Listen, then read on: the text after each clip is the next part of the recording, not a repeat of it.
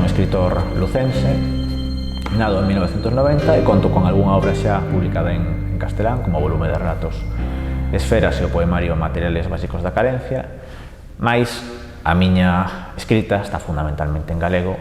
Estes dous textos que comento que están en castelán é por unha cuestión circunstancial, ni máis ni menos, naceron en galego, despois ao final houve esta versión ao castelán, pero tamén é certo que, como digo, a miña escrita é fundamental en galego e sí que apareceron xa un libro publicado, Fragmento Creva, na editorial Galaxia, e en vindeiras datas, xa no 2021, espero que tamén no 2022 haberá algún texto máis.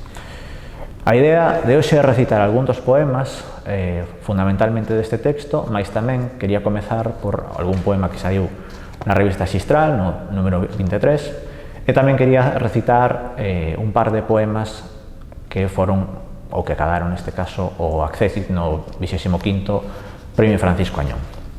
Procedo a hilo. O primeiro día así.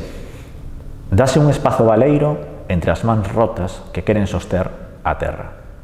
O traballo e as túas pálpebras, cheas de dúbidas perante o caos.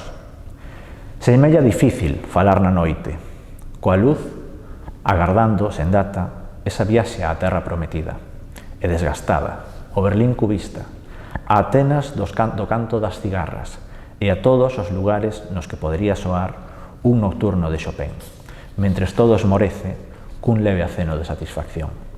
Vela aquí, agora, está o día abríndose. Ese mes de abril no que as mozas están de aniversario, dando as costas ao tempo, a historia chuviosa e húmida que parece non querer pasar. Aínda máis, medra e expándese polas veas de xeito incurável. Só as melodías derrúbanse na espera. Podería formularse unha pregunta polo sentido de todo isto, mais que? Xa non hai voces, é a época das condicións materiais de existencia precarias. Shakespeare está morto, Rosa Luxemburgo está morta, e tamén moitos outros foron asasinados e esquecidos sen a piedade que amosan os ollos dos anxos derrotados. As costas dun cento de cabalos que atravesan os camiños. A erva esmagada é difícil para a vida. Na fuxida dos deuses xa non hai espazo para a mitoloxía, nin para a resurrección da carne danada e do pecado inscrito na pedra. Queda se resgardar baixo o ceo, batente, no medio dun cento de imaxes crebadas á intemperie. Poderíase modelar a voz unha derradeira vez imitando o canto dos cans salvaxes no alto outeiro ou das sereas punk das rúas de Nova York de 1979? Á procura dun amor calquera aparece unha fantasma, coa furia soterrada en alcohol do barato, pasa o dedo no ar e debuxa unha órbita, unha elipse que conecta o rumor de todas as canes desta terra, para a cal semella non haber palabras. O seguinte texto pertence, como digo, a unha obra titulada Toxicidade que acadou o Accésit no 25º Premio Francisco Añón e di do seguinte xeito: música ambiental na luz oblicua que cae sobre os edificios da cidade. Durante a tarde, imprimindo texturas de madeira, de aceiro, de ferro, en proceso de oxidación, dun xeito extenuado e axitado que vibra alén da vida. Cargar a mercancía, os plásticos da clase turista e todos os materiais descartados e fendidos do derribo. Apenas unhas notas de jazz que alguén baila tras dunha fiestra, dicindo, se non é vero, é ben trovato, denantes de calqueira xuízo do real. A continuación, gustaríame ler algún poema deste texto, de Fragmento Creva, publicado na editorial Galaxia no ano 2020, e son poemas moi breves, é un texto, digamos, a miña indagación poética, o proxecto que estou levando a cabo, o que busca constantemente unha fuxida do suxeito dese eu lírico máis directo, máis, que a priori parecería máis poético, entón, principalmente busca unha descripción máis ontolóxica, se queremos, da realidade.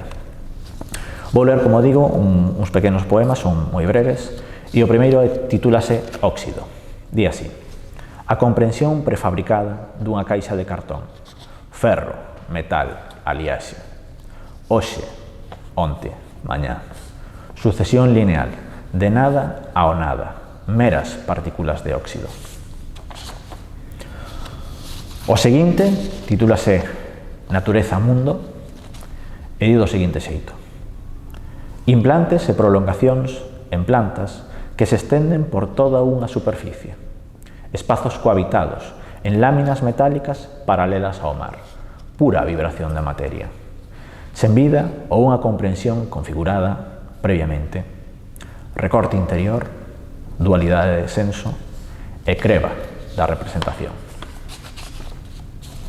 O seguinte titúlase Ingravidez e di así: vórtice interno, violencia estrutural, armazón sólido de liquidez, configuración do imaginario colectivo, coerción e coacción, fisión grupal, e a concentración mecánica dos átomos.